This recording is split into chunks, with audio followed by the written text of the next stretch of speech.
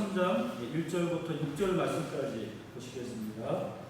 여호수아서 3장 1절부터 6절 말씀까지 보도록 하시겠습니다.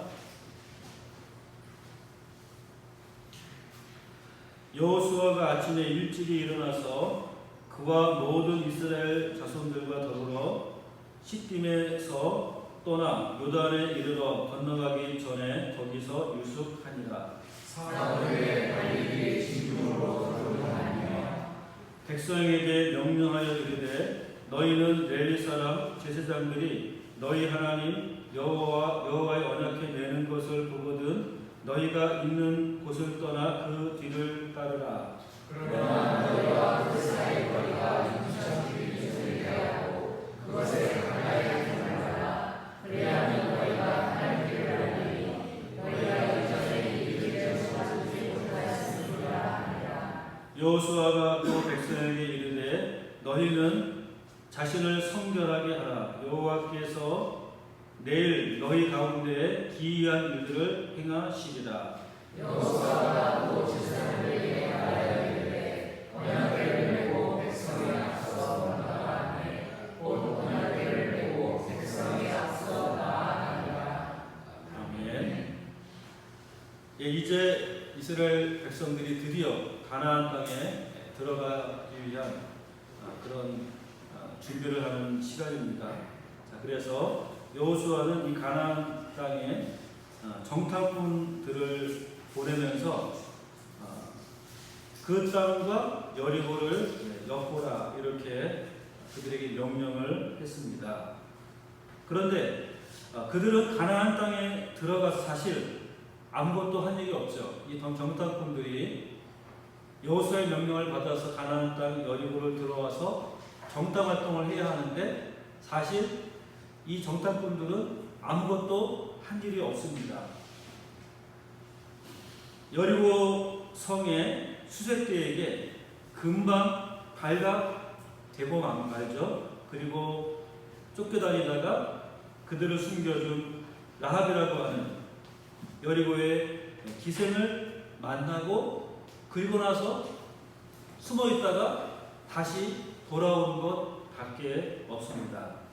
그러니까 이 정탐꾼들이 정탐꾼으로서의 본래의 임무를 제대로 수행을 한 것이냐 안 한 것이냐 우리가 생각해 본다면 제대로 수행을 하지 못한 것입니다.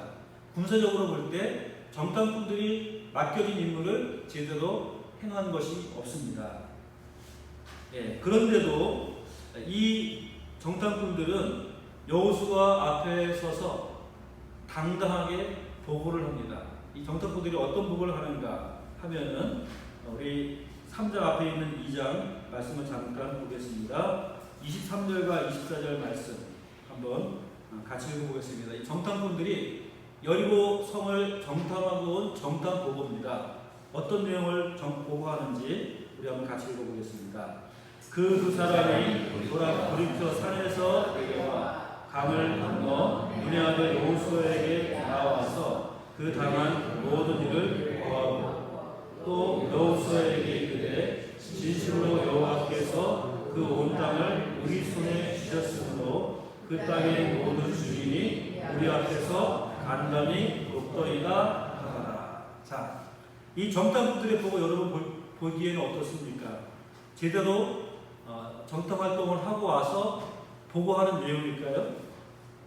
이 정탐꾼들의 보고에는 사실 군사적인 면이 전혀 없습니다. 그래서 예전에 처음 정탐꾼을 보냈을 때 그때는 모세가 12명의 정탐꾼을 보내게 되죠. 그래서 그들이 그 땅을 다 탐지하고 돌아와서 보고를 합니다. 이 보고는 굉장히 군사적으로 정확한 보고를 하고 있어요. 그 땅은 너무나 좋다. 기름지다. 정말 적합꿀이 흐르는 땅이다. 그런데 문제는 그 땅의 범위는 너무나 강하다. 성은 견고하다. 그러니까 그들이 보기에 우리는 마치 메뚜기와 같을 것이다. 이렇게 보고를 합니다. 군사적으로 아주 정확하게 보고를 하는데 이 보고는 사실은 잘못된 보고죠. 오늘 이 두 명의 정탐꾼이 보고하는 내용을 한번 보시기 바랍니다. 여기에는 여리고 성의 군대가 얼마고 성은 얼마나 견고하고 또 그 지형은 어떻고 이런 내용들이 하나도 없습니다. 단지 무엇을 와서 이야기하는가 하면은 기생 라합이 그들에게 말해준 그 말만 그대로 보고합니다. 우리가 이 땅을 너희에게 준 것을 우리는 다 알고 있다. 이게 바로 기생 라합이 한 말이죠. 이 땅은 너희에게 준 땅이다. 우리가 이 사실을 다 알고 있다. 우리가 너희들이 온다는 이야기를 듣고 마치 간담이 녹는 것처럼 두려움 가운데 떨고 있다. 이 내용만을 정탐꾼들은 여호수아에게 와서 보고를 하는 것입니다.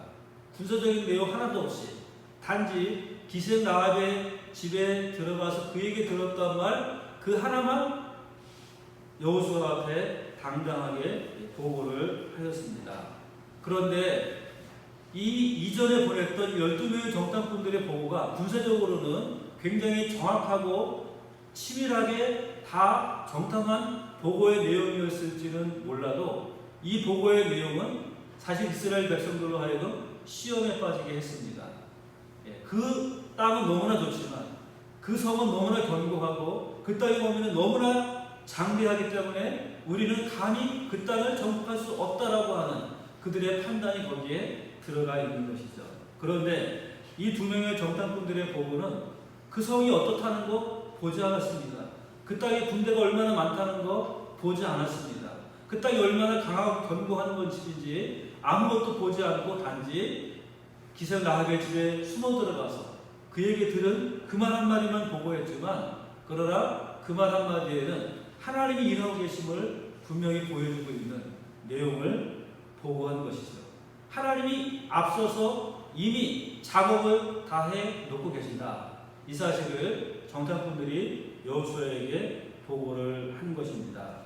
이 보고를 들은 여호수아가 무엇인가 깨달은 듯이 아침 일찍 일어나서 이제 이스라엘 백성들에게 가나안 땅 들어가기 위한 준비, 요단강을 건너기 위한 준비를 하게 만듭니다. 자, 그러면은 먼저 요단강이 무엇을 의미하는가 이것을 생각을 해보겠습니다. 요단강을 앞에 두고 이제 요단강을 건너게 되는데 이 요단강은 어떤 것을 상징하는 것이겠습니까? 사실 가나안 땅에 들어가는 길은 둘입니다. 육로로 들어가는 길이 있고 또 요단강을 건너서 들어가는 길이 있습니다. 이스라엘 백성이 처음 이 가나안 땅에 접근하였을 때 그때에는 가데스 바네로 왔는데 거기는 육로로 들어갈 수 있는 길입니다. 그런데 지금 40년을 광야를 헤매고 방황한 뒤에 이스라엘 백성들이 가나안 땅을 들어가기 위해서 지금 직결한 곳은 어디냐? 요단강을 건너야지만 들어갈 수 있는 곳으로 지금 직결하고 있다라고 하는 것입니다. 왜 그럴까요? 그것은 이스라엘 백성들은 애굽을 나오기 위해서 애굽을 떠나기 위해서 꼭 거쳐야 될 곳이 있습니다. 무엇인가 하면은 홍해를 건너오는 것이죠. 홍해 바다 갈라져서 이스라엘 백성들이 다 건넜습니다. 그렇기 때문에 가나안 땅에 들어갈 때 그냥 다른 강을 더 이상 건널 필요가 없이 홍해를 그냥 건너면 되는 것이었습니다. 홍해를 건넜기 때문에 가데스 바네아에서 들어올 수가 있었던 것입니다. 그런데 지금 40년 동안 광야 생활을 하면서 어떤 일이 일어났느냐? 바로 애굽에서 출애굽을 한 이스라엘 백성들은 광야에서 다 죽음을 당하게 되었다라는 것입니다. 그러니까 지금 이 새롭게 가나안 땅에 들어가고자 하는 이스라엘 백성들은 여호수아와 갈렙만 빼면은 모두가 다 홍해를 건넌 적이 없는 그런 사람들이었습니다. 그렇기 때문에 그들은 다시 한번 요단강을 건너는 이 과정을 거쳐야지만 했다라고 하는 것입니다.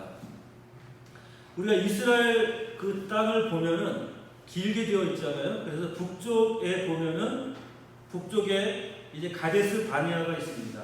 그리고 그 아래쪽으로 사해 바다가 있고 더 아래쪽으로 보면 그 다음에는 갈릴리 바다라고도 하고 호수라고도 하는 그러한 곳이 있습니다. 그리고 사해바다와 갈릴리 바다 사이를 연결하는 것이 바로 이 요단강입니다.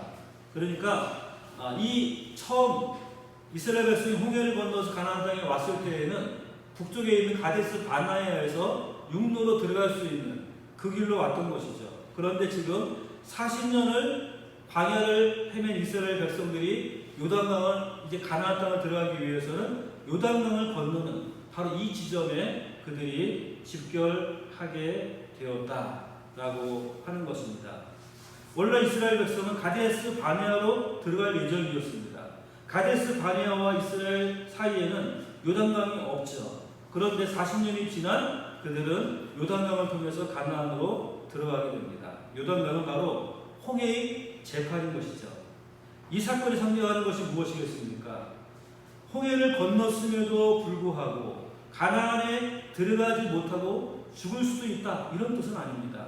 그런 식으로 본다면 모세도 구원을 얻지 못했다, 이렇게도 말할 수 있을 것입니다. 오히려 홍해를 건넌 이상에는 중간지대는 없다, 반드시 가나안으로 들어가야 한다 하는 이 사실을 우리는 다시 한번 확인하는 것입니다.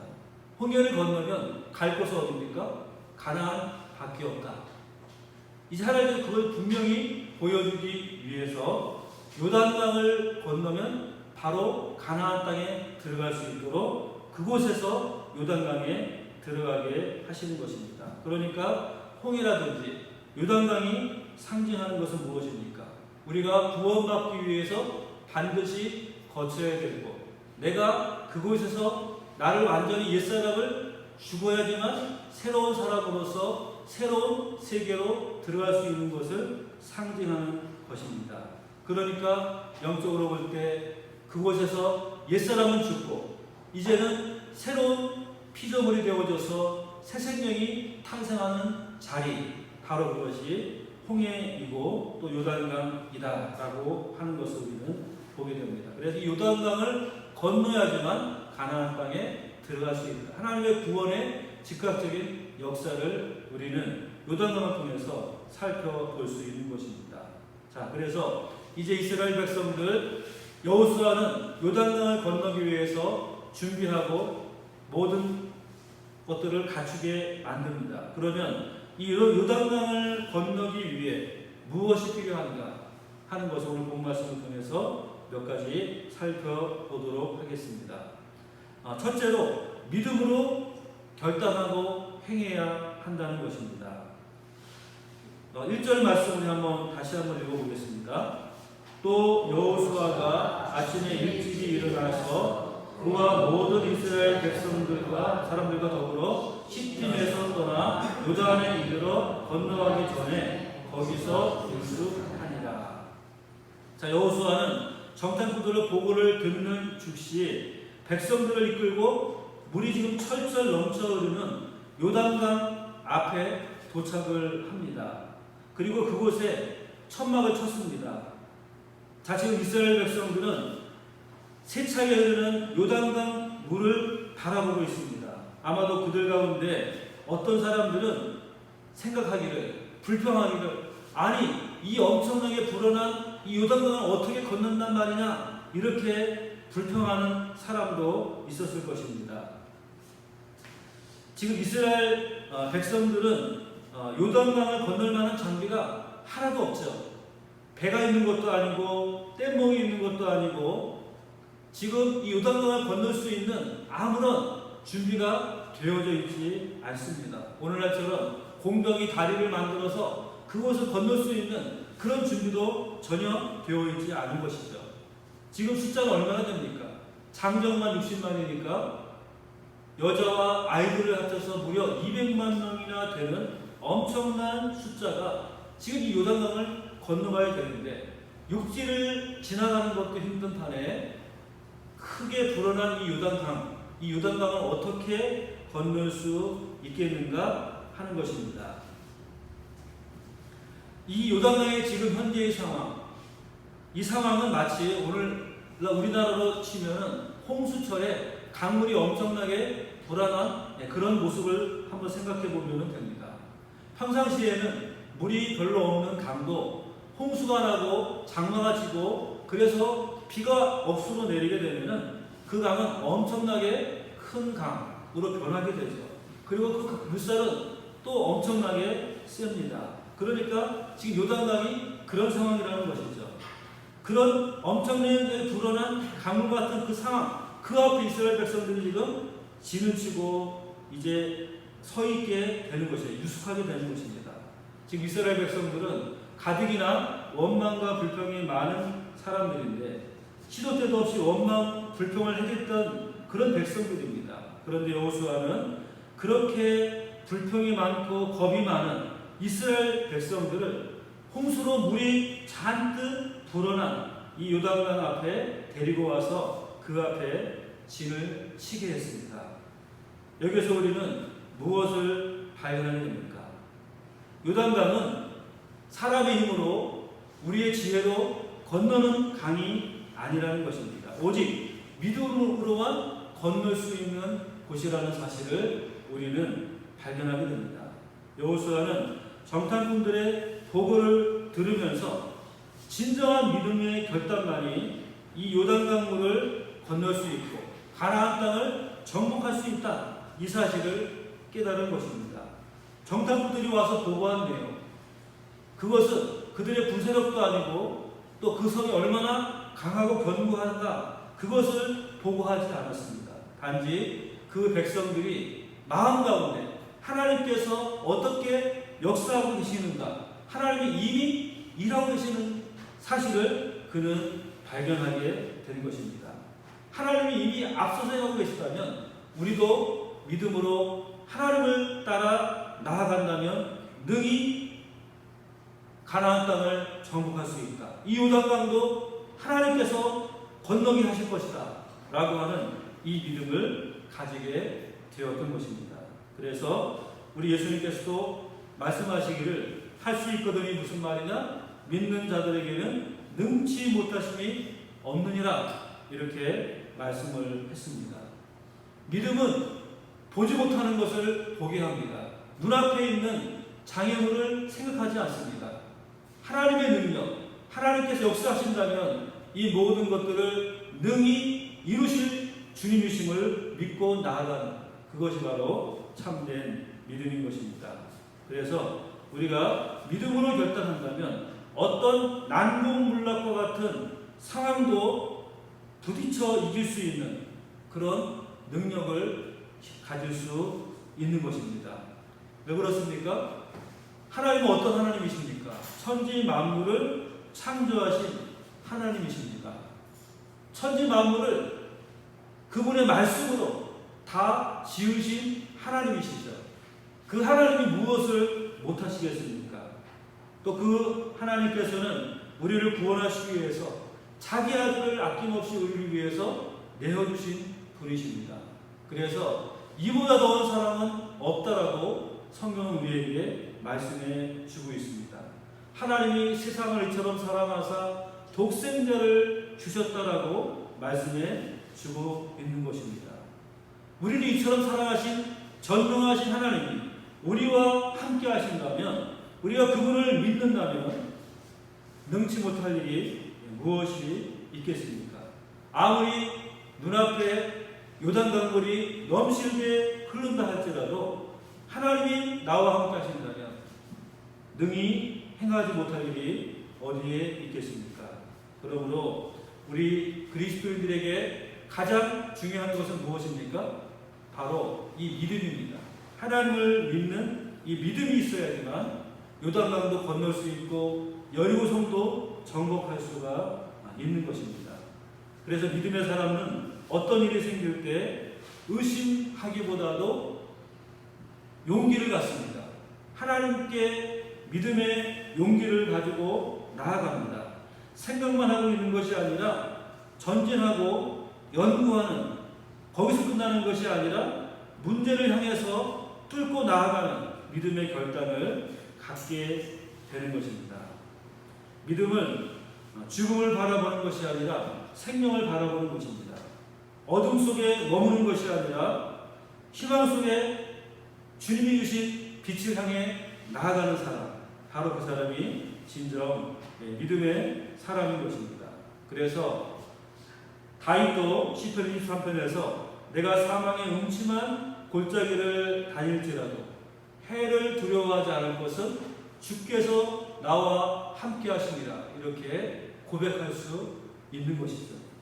아무리 고난의 순간을 만난다 할지라도, 절망적인 상황 가운데 처한다 할지라도 주께서 나와 함께 하시면 내가 이 모든 것들을 이겨낼 수 있고 견뎌낼 수 있다라고 하는 그런 고백과 믿음을 갖게 되면 우리는 그 어느 것도 두려워하지 않을 수 있는 것입니다. 믿음은 바라는 것들의 실상이요 보지 못하는 것들의 증거라고 했습니다. 믿음은 보지 못하는 것들을 보게 만드는 힘이 있습니다. 우리 눈앞에 아무것도 희망 섞인 그 어떠한 것이 없다 할지라도 우리가 믿음의 눈으로 바라본다면 거기에는 하나님의 역사가 보이고 하나님이 일하시는 그 능력을 우리는 발견할 수가 있는 것입니다. 요단강 앞에서 이스라엘 백성들 또 여호수아는 지금 눈앞에는 검푸른 성난 물결밖에 보이지 않습니다. 그러나 여호수아는 그 가운데에서 하나님의 역사를 보고 하나님의 일하심을 보고 하나님께서 반드시 이 요단강을 건너게 하실 것이라는 그 믿음의 결단과 용기를 가지고 이스라엘 백성들에게 나아가도록 그렇게 인도하고 있는 것입니다.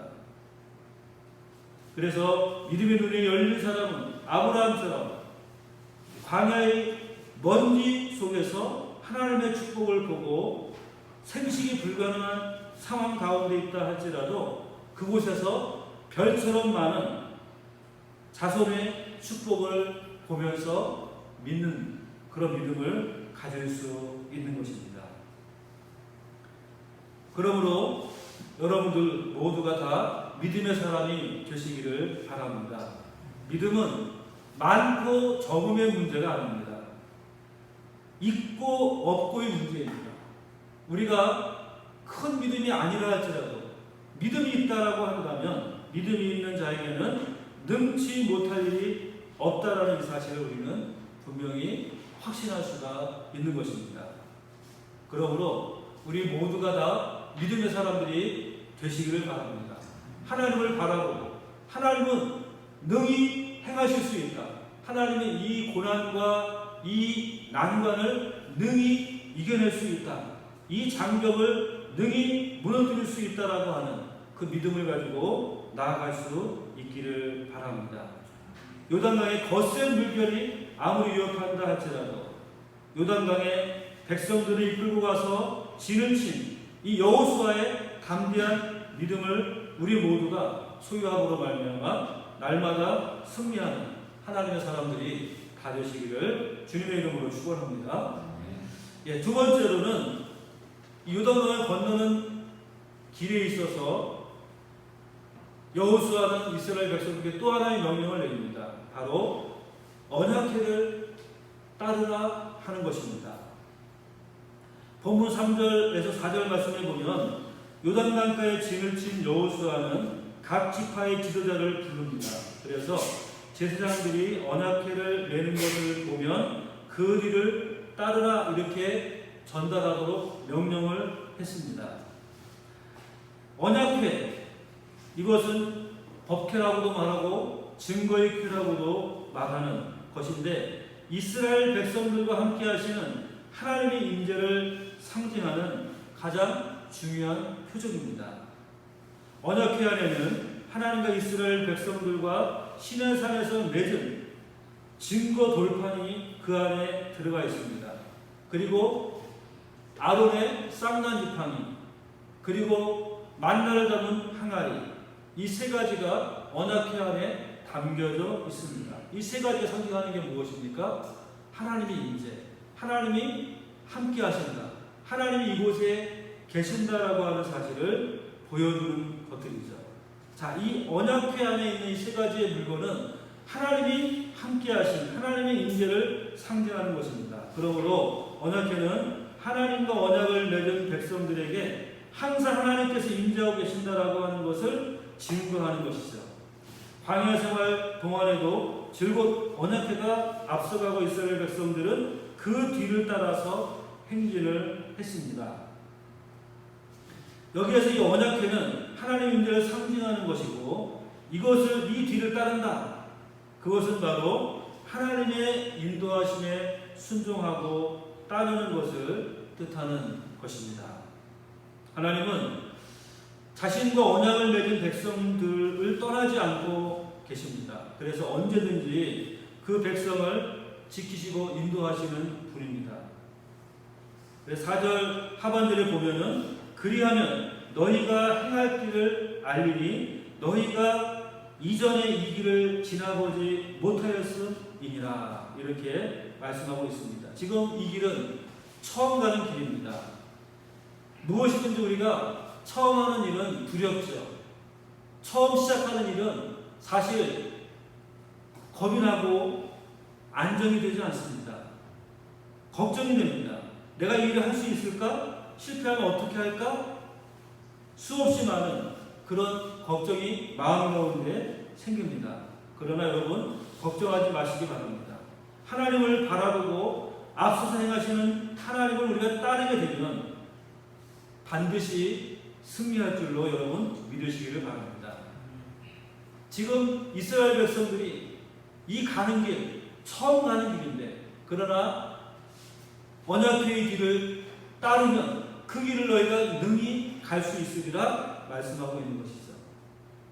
우리는 하나님과 함께할 때, 하나님의 뒤를 따를 때, 하나님의 말씀에 순종하며 나아갈 때 그 어떠한 어려운 길이라 할지라도 처음 가는 길이라 할지라도 반드시 승리의 길로 나아가게 될 줄 믿으시기를 바랍니다. 잠언 16장 말씀에는 너의 행세를 여호와께 맡기라 그리하면 너의 경영하는 것이 이루리라 이렇게 말씀해 주고 있습니다. 하나님께 모든 것을 맡기는 것, 하나님께서 행하시는 그 일을 내가 따르는 것, 이것이 바로 승리의 비결인 것입니다. 애굽에서 처음 나왔을 때 하나님께서는 불기둥과 구름기둥을 준비하셨습니다. 지금 이스라엘 백성들을 위해서는 언약궤를 앞세우고 너희는 언약궤의 뒤를 따르라 말씀하고 있는 것입니다. 그러므로 여러분 하나님께서 여러분들과 함께 계신다 하는 이 사실을 꼭 기억하시고 하나님 여러분들을 앞에서 인도하고 계신다는 사실을 믿으시기를 바랍니다. 하나님은 자신과 언약을 맺은 백성들 반드시 지키십니다. 전능하신 하나님을 믿고 따르면 우리는 반드시 승리의 길, 반드시 하나님의 길로 나아갈 수 있게 되는 줄 믿으시기를 주님의 이름으로 축원합니다. 그 다음에 이 요단강을 건너기 위해서 여호수아가 세 번째로 그들에게 말한 것이 있습니다. 5절 말씀 한번 같이 읽어보겠습니다. 여호수아가 또 백성에게 이르되 너희는 자신을 성결하게 하라. 여호와께서 내일 너희 가운데에 기이한 일들을 행하시리라. 자 지금 여호수아가 이스라엘 백성들에게 무엇을 하라고 말하고 있습니까? 너희는 자신을 성결하게 하라. 자신을 성결하게 하라. 그리하면 내일 너희 가운데 기이한 일들을 행하실 것이다. 말씀해 주고 있습니다. 하나님 이스라엘 백성들을 위해서 역사적인 큰 일을 행하실 때 반드시 요구하는 것이 있습니다. 바로 그들의 성결을 요구하고 있습니다. 시내산에서 이스라엘 백성들에게 임재하실 때에도 성결의식을 치르도록 3일의 시간을 할애하실 정도였습니다. 이스라엘 백성들이 3일 동안 옷을 깨끗이 빨아입고 부정한 행동을 하지 않았음을 확인하고 난 다음에 하나님의 임재를 그들이 먼 밭이나마 볼 수가 있었던 것입니다. 지금 이스라엘 백성들은 요단강을 건너 가나안에 들어가야 되는 아주 중요한 순간입니다. 이 중요한 순간에 하나님을 향한 영성이 흔들리게 된다면 요단강 도하와 가나안 입성은 그것은 물거품이 될 수 있는 것입니다. 지금 이스라엘 백성들에게 가장 중요한 것 중에 하나는 무엇이냐? 그들이 이런 하나님의 일하심과 역사를 보기 위해서 필요한 것, 바로 자신을 성결하게 하는 것입니다. 그것이 바로 하나님의 역사를 우리가 바라볼 수 있는, 하나님의 역사를 경험할 수 있는 가장 중요한 조건인 것입니다. 전능하신 하나님을 의지하고 신뢰하고 그분의 말씀에 철저히 복종하려는 이런 성결의 의지를 우리가 가질 때, 그렇게 행할 때 하나님의 놀라운 역사가 임하게 될 것이다 라고 말씀하고 있는 것이죠. 그래서 너희는 자신을 성결하게 하라. 너희 자신을 더럽히지 말고 악한 길로 나아가지 말고 성결함으로 자신을 준비하라고 말씀하고 있는 것입니다. 왜 그렇습니까? 하나님은 거룩하신 하나님이십니다. 하나님께서 행하시고 이루시는 일들 또한 거룩한 일이죠. 그러나 우리 인생들은 타락한 존재입니다. 하나님의 영광을 볼 자격도 없고 하나님의 행하시는 거룩한 역사도 볼 수 있는 그런 자격이 전혀 없는 자들인 것입니다. 부정한 자의 눈에는 모든 것들이 부정하게 보입니다. 타락한 자의 눈에는 거룩한 일이 거룩하게 보이지 않습니다. 마음의 세속에 흔들리고 우리의 영성이 점점 약해지게 된다면 우리는 하나님의 말씀을 들어도 감동이 없죠. 기도를 해도 그 기도에 진정한 하나님의 은혜가 임하지 않는 것입니다. 찬송을 불러도 거기에 아무런 기쁨이 생기지 않습니다. 한마디로 이 모든 것들이 전혀 은혜가 되지를 않습니다. 불평이 나오고 원망이 나오고 또 혈기와 다툼이 일어나게 되는 것입니다. 영적인 수렁에 빠지게 되는 것이죠. 우리가 한 주간 동안 세상에 묻혀서 형편없이 살다가 교회에 나오는 사람은 예배가 은혜로울 수가 없는 것입니다. 하나님의 임재를 체험할 수가 없는 것이죠. 왜 그렇습니까? 우리가 스스로를 성결하게 만들지 못하고 세상에 더럽혀지고 세상에 물들어지고 세상에 마음이 가 있는 그런 상황 가운데서 우리가 어떻게 거룩하신 하나님의 임재와 하나님의 역사를 경험할 수가 있겠습니까? 그러므로 우리가 하나님의 거룩함, 하나님의 역사를 체험하기 위해서는 가장 필요한 것은 바로 우리 자신이 성결함을 이루어가는 것, 우리 자신이 하나님 앞에 성결함을 만들어가는, 성결함을 해나가는 그러한 준비가 필요하다는 것입니다. 그래서 너희 자신을 성결하게 하라. 세상에 물들게 하지 말고 너희 마음을 더럽히지 말고 너희 마음을 악한 데 빼앗기지 말고 너희 마음을 세상 가운데 사로잡히지 말고 오직 거룩함을 추구하고 거룩함 가운데 너희 자신을 있도록 그렇게 준비하라고 말씀해 주고 있는 것입니다. 하나님은 그런 거룩함 가운데 있는 사람들과 함께 하시는 것이죠. 그렇지 않고 우리가 세상에 물들고 세상에 마음 빼앗기고 더럽고 추악한 그러한 모습 가운데 머물러 있다고 하면은 하나님은 어찌 그런 사람과 함께 할 수가 있겠습니까? 함께 할 수가 없는 것이죠. 거룩하신 하나님은 거룩한 존재이십니다. 거룩한 곳에 거하십니다. 그 하나님 우리 안에 거하시길 원한다면 우리는 우리 자신을 성결하게 하는 노력이 필요한 것입니다. 그래서 사랑하는 여러분, 영적으로 우리가 성결한 삶을 살아가기를 힘쓰시기 바랍니다. 성도는 언제나 하나님 중심의 삶을 살아야 하죠.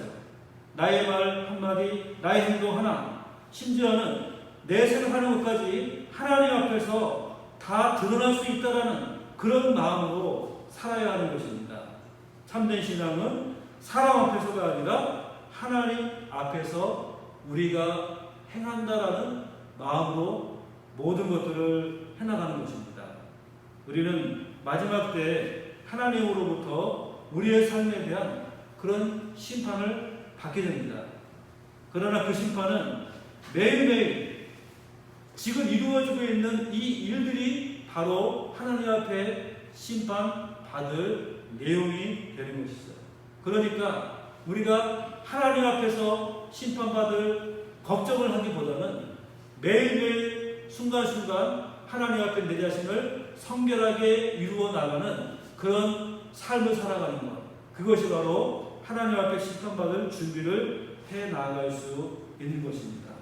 뿐만 아니라 우리 하나님의 능력을 체험하고 하나님의 역사를 체험하기를 원한다면, 그렇다면 어떻게 됩니까? 오늘 여호수아가 말씀하고 있는 것처럼 너희 자신을 성결하게 하라는 이 말씀처럼 우리를 성결한 가운데 그렇게 이루어 가야지 하는 것입니다. 하나님은 거룩하신 하나님, 하나님이 일하시는 모든 역사는 거룩한 역사입니다. 그 거룩한 역사는 오직 자신을 성결하게 하는 자에게만 임하게 될 것이고 나타나게 될 것이다 라는 이 사실을 꼭 기억하시고, 우리가 하나님 앞에 늘 언제나 성결함을 추구하며 살아가시기를 주님의 이름으로 축원합니다. 이제 마지막으로 요단강을 건너는 데 있어서 우리가 보아야 할 것은 앞서서 헌신하는 사람들이 있어야 한다라고 하는 것입니다. 우리 6절 말씀 같이 읽어보겠습니다. 여호수아가 또 제사장들에게 말하여 이르되 언약궤를 메고 백성에 앞서 건너라 하니 곧 언약궤를 메고 백성에 앞서 나아가니라. 자, 지금 제일 앞에 나아가면은, 전쟁터에서 제일 앞에 나아가는 병사는 뒤에 나가는 병사보다 위험할까요, 안전할까요? 당연히 위험하죠. 제일 앞에 나아가는 병사는 위험합니다. 적군과 제일 먼저 맞닥뜨리게 되면 사망할 확률 100%죠. 총알바지가 될 수 있습니다. 그렇기 때문에 제일 앞에 나아가는 일은 가장 위험한 일이고 또 두려운 일입니다. 사람들이 꺼리는 일이죠. 그런데 오늘 지금 제일 앞에 언약궤를 메고 건너라, 누구에게 말하고 있습니까? 여호수아가 또 제사장들에게 말하여 이르되 언약궤를 메고 백성에 앞서 건너라 말씀해 주고 있습니다. 그러니까 곧 언약궤를 메고 백성에 앞서 나아갔다. 여호수아의 말이 떨어지기 무섭게 언약궤를 메고 백성이 앞에 앞서서 나아갔다. 누가요? 제사장들이 그렇게 했다라고 하는 것입니다. 가장 위험한 자리에, 가장 죽을 가능성이 높은 자리에, 가장 아무도 있기 원하지 않는 그곳에 누가 있느냐? 바로 제사장들이 앞장서서 나아갔다, 섰다 말씀해 주고 있습니다. 자, 이것처럼 앞서 행하는 자가 있어야 합니다.